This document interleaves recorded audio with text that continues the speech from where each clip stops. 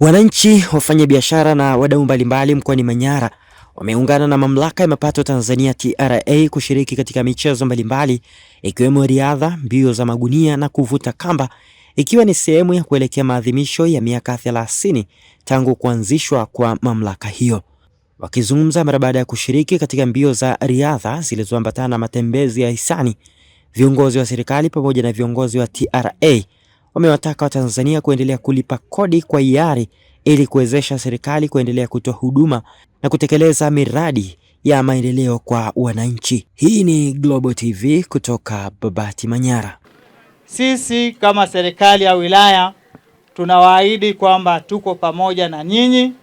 Tutahakikisha kwamba tunatoa ushirikiano pamoja na support kubwa sana ambayo mtahitaji ili kuhakikisha kwamba mnatekeleza majukumu yenu kama ambavyo sheria imetaka. Siku ya leo imetengwa na kamishna wetu mkuu kama mwendelezo tu wa shughuli za kusherehekea miaka 30 ya TRA. TRA imeanza Julai 96 kwa sheria ya TRA ya mwaka 95, sheria namba 11. Kwa kweli kazi iliyofanywa na TRA kubwa, lakini mafanikio ya TRA yanategemea sana walipa kodi. Sisi tunakuwa ni daraja kati ya serikali kuu na walipa kodi.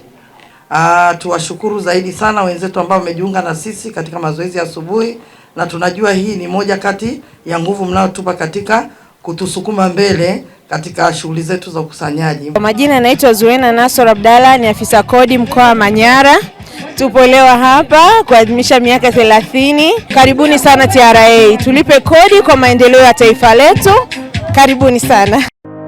Ili kuwa mwanafamilia bora wa Global TV, usisahau kusubscribe, like, kushare na kucomment. Baada ya kusubscribe, bonyeza alama ya kengele ili kupata taarifa kwa kila video inayopanda Global TV Online.